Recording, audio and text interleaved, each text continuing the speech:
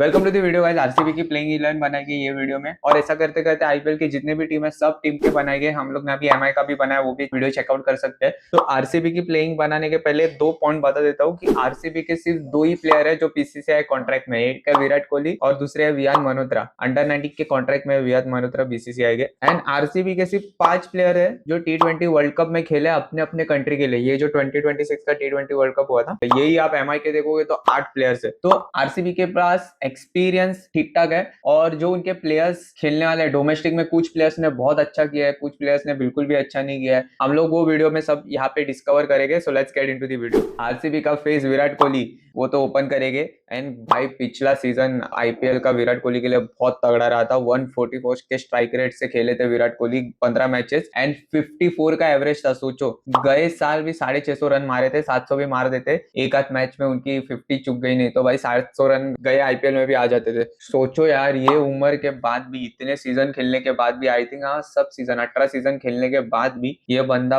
144 के strike rate से खेल रहा है 54 के एवरेज से। मुझे लगता है अकेला विराट कोहली है जो आरसीबी को इतने साल कंसिस्टेंटली खेला है आरसीबी के लिए। नहीं तो कोई भी प्लेयर है ना आरसीबी के लिए बहुत लंबे रन के लिए नहीं खेला। आरसीबी का मैनेजमेंट चेंज होता है तो उन लोग प्लेयर भी चेंज करते थे। जैसे मैं एक स्टैट आपको बताता हूँ, आरसीबी के लिए सिर्फ 3 ही प्लेयर है जिन्होंने 100 मैचेस खेले। एक विराट कोहली, दूसरे शायद एबी डिविलियर और तीसरे युजवेंद्र चहल। और युजवेंद्र चहल को भी रिटेन नहीं किया आरसीबी ने। हावेवर युजवेंद्र चहल आरसीबी के लिए हाईएस्ट विकेट टेकर है अब तक, फिर भी युजवेंद्र चहल को आरसीबी ने रिटेन नहीं की थी। यही आप एमआई के लिए देखोगे तो एमआई के 8 प्लेयर है जिन्होंने 100 मैचेस या 100 मैचेस के ऊपर खेले एमआई के लिए। सोचो कितनी लॉयल है वो फ्रेंचाइजी। वो एक रीजन है कि एमआई हो गई, सीएसके हो गई, इतनी सक्सेसफुल है। सीएसके के लिए भी 100 मैचेस खेलने वाले बहुत सारे प्लेयर है। तो विराट कोहली स्टार्ट करेंगे, उसके बाद फिल सॉल्ट उनके साथ। तो ये ओपनिंग पैर है, और फिल सॉल्ट का ये वर्ल्ड कप है ना कुछ खास नहीं रहा है। जो बड़े बड़े मैचेस थे जिसमें रन मारने थे, जैसे कि सेमीफाइनल हो गया इंडिया के अगेंस्ट, फिर सुपर 8 की मैचेस हो गई न्यूजीलैंड के अगेंस्ट, दोनों मैचेस में हो गए। पाकिस्तान की जो मैच थी उसमें भी वो मस्ट विन मैच थी, वहां पे डक पे आउट हो गए। तो फिल सॉल्ट का वर्ल्ड कप हो गया। IL-20 भी इनफैक्ट वर्ल्ड कप के पहले IL-20 खेले थे, उधर भी इनका कुछ खास परफॉर्मेंस नहीं रहा था। 28 की एवरेज थी और 128 का स्ट्राइक रेट। अभी जो ओपनर खेलता है ना भाई, उसका मिनिमम स्ट्राइक रेट मिनिमम 160 तो होना चाहिए, 150 के ऊपर ही होना चाहिए मिनिमम स्ट्राइक रेट ओपनर जो रहता है। इनका तो एवरेज भी कम है, स्ट्राइक रेट भी कम है। सो IL-20 के बाद से जो फिल सॉल्ट का फॉर्म उतरा है ना, तो भाई उतरते ही जा रहा है। IL-20 पूरा 10 इनिंग खेले, कुछ भी नहीं किया था। फिर इसके बाद वर्ल्ड कप में आए, एक 50 शायद किया था और एक 30 मारा था। 30 रन शायद उन्होंने वेस्ट इंडीज के अगेंस्ट मारे थे। तो ज्यादा फॉर्म में नहीं है Phil Salt, but I hope कि खेले। तो मैं अभी भी फिल सॉल्ट को लूंगा even as a overseas player. One down में रखूंगा देवदूत पडिक्कल को। हो क्या ही किलर डोमेस्टिक परफॉर्मेंस आया देवदूत पडिक्कल का। एंड भाई सेम फॉर्म अगर देवदूत पडिक्कल का ये आईपीएल में रहा ना, तो भाई ये बंदा 600 650 रन मार रहा है, क्योंकि ऐसा डोमेस्टिक खेला है भाई। बैक टू बैक 2 सेंचुरी मारी थी विजय हजारे ट्रॉफी में, 4 मैचेस में 3 सेंचुरी आई थी ये बंदे की। 700 रन मारे थे विजय हजारे ट्रॉफी में, एंड 2 सीजन में इन्होंने 700 रन मारे। मतलब कंसिक्यूटिवली डोमेस्टिक में परफॉर्मेंस देते हुए आ रहे। Soon we will see Devdutt Padikkal playing red ball also. बीच में सिलेक्ट हुए थे, फिर ड्रॉप हुए, शायद वापस आएंगे। बट भाई ये बंदा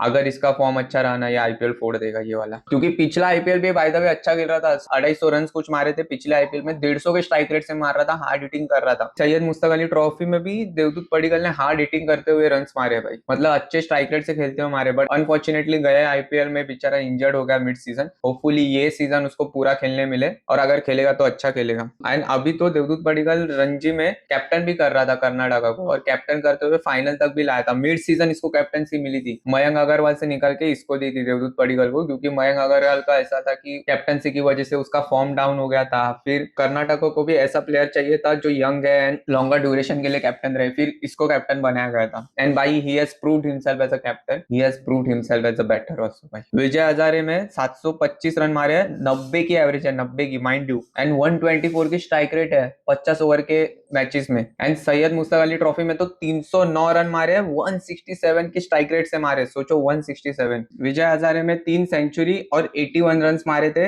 मुंबई के अगेंस्ट क्वार्टर फाइनल में, और मुंबई को बाहर गया था। एंड जो मैच में इनको कैप्टन बनाया था रणजी के मैच में, वो मैच में 120 रन मारे थे पंजाब के अगेंस्ट। तो ये तो डिजर्व करते हैं थर्ड पे खेलना। फिर फोर्थ पे आते हैं जैकब बैतल। ओहो, जैकब बैतल ने भाई जो सेमीफाइनल में इनिंग्स खेली है, एक पॉइंट पे लगा था भाई, चली गई है, मैच निकाल देगा। थैंक गॉड तो जसप्रीत बुमराह बुमराह जिसने मैच वापस लाया अपने खेमे में। पहले तो जो 2 ओवर उसने बैकएंड में डाले थे उसमें उन्होंने कुछ 15 रन दिए थे, 12 बॉल में 15 रन जसप्रीत बुमराह ने। सेमीफाइनल में ऐसे मूवमेंट पे जहाँ पे 250 रन हो रहे थे, दोनों टीम के 500 रन हो रहे थे जो मैच में, वहां मैच में उसने डेड एंड में 12 बॉल में 15 रन दिए थे। एंड भाई जैकब बैटल की वो सेंचुरी हो, अगर सामने से कोई चल जाता ना, विल जैक्स हो गया या फिर टॉम बेंटन हो गया, हैरी ब्रूक हो गया, कोई एक प्लेयर चल जाता जैकब बैटल का साथ देता, या फिर अगर जसप्रीत बुमराह के ओवर नहीं रहते तो इंग्लैंड ने मैच निकाल ली थी इंडिया से। ऐसी बैटिंग की थी Jacob Bethell, he has to be in the team. और वो मिडल ऑर्डर में रहेगा, इसलिए मैंने जैकब बैटल को 4 नंबर में रखा। इसके नीचे शायद उसको नहीं खेलना चाहिए। और इसके बाद इनके नीचे प्लेयर्स है, जैसे कि 5 पे मैंने रजत पटीदार को रखा है। रजत पटीदार का डोमेस्टिक परफॉर्मेंस कुछ वाव नहीं रहा है भाई, ऑनेस्टली। एक 200 आया था रणजी के एक मैच में, बट उसके बाद कुछ इतने रन नहीं आए। विजय हजारे में भी सिर्फ 2 ही मैच खेले थे, तो कंसिडर नहीं करते। सैयद मुश्ताक अली ट्रॉफी में 16 का एवरेज है 7 इनिंग में और 136 का स्ट्राइक रेट है, तो इतना कुछ ग्रेट तो इनका सीजन रहा नहीं है। आई होप कि भाई बेटर परफॉर्म करे।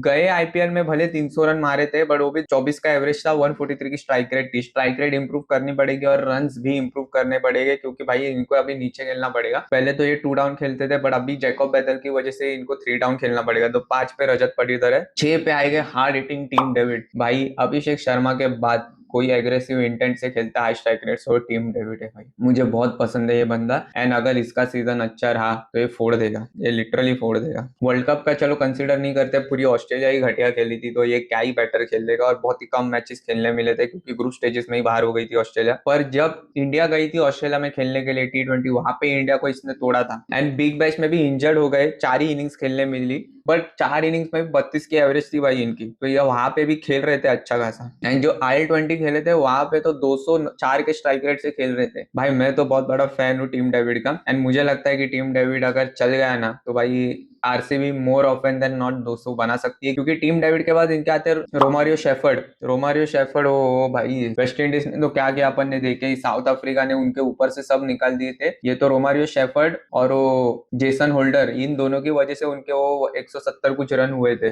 साउथ अफ्रीका के अगेंस्ट हाफ सेंचुरी मारी थी, नीचे आके 8 नंबर पे आके बंदा हाफ सेंचुरी मार रहा है, सोचो। एंड रोमारियो शेफर्ड ने तो भाई 7 से 8 बॉलर्स थे जो हैट्रिक पे पहुंचे थे, बट यही बंदा था जिसने हैट्रिक सक्सेसफुली ली थी वर्ल्ड कप में। तो ये बॉलिंग भी ठीक ठाक कर लेता है, ऐसा नहीं, भला कि वो स्कॉटलैंड के अगेंस्ट थी वो हैट्रिक, बट ऐसा नहीं है कि बिल्कुल भी बॉलिंग नहीं कर सकता या फिर 11-12 के इकोनॉमी से बॉलिंग करेगा, ऐसा नहीं है। 1-2 ओवर निकाल के दे सकता है। बहुत डेंजर हार्ड हिटिंग करता है भाई रोमारियो शेफर्ड। फिर उसके बाद इनके आते हैं कृणाल पांड्या इनके लिए भाई मैन ऑफ द टूर्नामेंट है, जो ये गया आईपीएल जीते थी आरसीबी। फिर उसके बाद इनका डोमेस्टिक अच्छा रहा, 53 का एवरेज है इनका विजय हजारे ट्रॉफी में, वो भी 106 की स्ट्राइक रेट से। बट इनका सैयद मुश्ताक अली ट्रॉफी का बैटिंग परफॉर्मेंस इतना अच्छा नहीं रहा, क्योंकि बैटिंग में इतना चांस मिलता ही नहीं था, बहुत कम बॉल्स मिलते थे खेलने के लिए। बट जब भी मिला इन्होंने डिसेंट रन मारे, हार्डली बॉल मिलते थे, 5 बॉल 10 बॉल 6 बॉल, तो उसमें क्या ही आप बैटिंग का कंसिडर करोगे। And he is not that kind of a person की जो 4 बॉल खेलने आए और इम्पैक्ट डाल दे, या फिर जो 3 ओवर बची रहेगी 4 ओवर बची रहेगी तब आएगा और इम्पैक्ट डालेगी। तब के लिए भाई आपके पास रोमारियो शेफर्ड है, तभी आपके पास टीम डेविड है। ये बंदा वैसा नहीं है। मोरलेस आरसीबी इनको बॉलिंग के लिए यूज करेगी देन बैटिंग, क्योंकि अभी इनकी बैटिंग डेप्थ बहुत ऐड हो चुकी है। तो कृणाल पांड्या को मैं 8 पे रखूंगा। उसके बाद भाई जैकब टफी 9 नंबर पे। जैकब टफी का ये वर्ल्ड कप एकदम डामाडोल रहा था, एकदम फालतू रहा था। जो इतनी हाइप बनी थी कि ये एकदम नंबर 2 बॉलर ली आरसीबी ने, अभी देखो क्या मजा आएगा, वैसा तो वर्ल्ड कप इसका रहा नहीं था जैकब टफी का। ऑलमोस्ट 11 की इकोनॉमी से बॉलिंग किया जैकब टफी ने और सिर्फ 3 विकेट निकाली है 5 इनिंग में। तो मुझे तो समझ में नहीं आ रहा भाई जैकब टफी नंबर 2 बॉलर कैसे बन गए। बट अभी आप देखोगे आरसीबी के पास कुछ ऑप्शन भी नहीं है, इसलिए मैंने इनको प्लेइंग 11 में रखा है, क्योंकि जॉस हेजलवुड का श्योर नहीं है वो अवेलेबल हो गए नहीं हो गए, तो इसलिए जैकब टफी को रखना पड़ रहा है। एंड दूसरा इनके पास ऑप्शन भी कौन है, नुवन तुषारा, तो उसके हिसाब से उसके कंपैरिजन में जैकब टफी स्टिल ओके। तो मेरा 9 नंबर जैकब टफी है। फिर आते हैं भाई Bhuvneshwar Kumar, swing king. And Bhuvneshwar Kumar के पहले पावर प्ले के ओवर्स बहुत क्रूशियल रहने वाले आरसीबी लिए, क्योंकि जो विकेट पे अगर स्विंग मिल रही है तो ये प्लेयर बहुत ब्रूटल रहता है। और डेथ ओवर में भी हम लोग देख रहे थे भुवनेश्वर कुमार ने अपनी डेथ ओवर बॉलिंग भी इंप्रूव की है। जो डोमेस्टिक लीग्स वो खेल रहे थे वहां पे वो डेथ ओवर में बॉलिंग कर रहे थे, तो शायद डेथ ओवर में ये हेल्पफुल हो सकते हैं भुवनेश्वर कुमार। फिर इनके आते हैं सुरेश शर्मा। भाई इनका स्पिन डिपार्टमेंट है ना एकदम मतलब ठीक ठाक है। कृणाल पांड्या सुरेश शर्मा ऐसा रिलायबल स्पिन डिपार्टमेंट नहीं है। और जबकि भाई तुम लोग बैंगलोर में खेलोगे ना तो ग्राउंड छोटा है, तो अगर तुम्हारा लाइन या लेंथ थोड़ा भी 19-20 होता है ना तो बैटर तोड़ देते हैं भाई, सीधा मार देते हैं। बट सुरेश शर्मा ने गया आईपीएल अच्छी बॉलिंग की थी, एंड आई होप कि आईपीएल भी वैसे ही डिलीवर करे। एंड इम्पैक्ट प्लेयर मैंने रखा है रसिक दार को। भाई कंटिन्यूसली 140 के पेस पे डालता है ये बंदा, यंग है एंड डोमेस्टिक ठीक ठाक रहा है, ऐसा कुछ वाव नहीं रहा है। विजय हजारे ट्रॉफी में 5 इनिंग्स में 6 विकेट ली थी, बट इकोनॉमी कम थी, 6 की इकोनॉमी थी। एंड शायद मुश्ताक अली ट्रॉफी में भी 6 इनिंग में 5 विकेट लिए थे, बट इकोनॉमी अभी भी 8.2 की है। मतलब ठीक ठाक बॉलिंग कर लेते हैं। हालांकि पिछला आईपीएल उनको इतना खेलने का मौका नहीं मिला था क्योंकि यश दयाल खेल रहे थे, एंड यश दयाल पे एलिगेशन चल रहे हैं, तो शायद वो तो अनअवेलेबल रहेगा आईपीएल खेलने के लिए, तो उसकी जगह राशिक दारी है जो भर सकता है। बाकी आरसीबी के पास कुछ खास ऑप्शंस मुझे दिख नहीं रहे। मैंने तो मेरी प्लेइंग 12 बनाई, आप भी आपके कमेंट सेक्शन में बताओ। एंड जैसे आरसीबी की टीम लग रही है, इतना ऐसा कॉन्फिडेंस नहीं आ रहा है कि कुछ वाव करेंगे। भले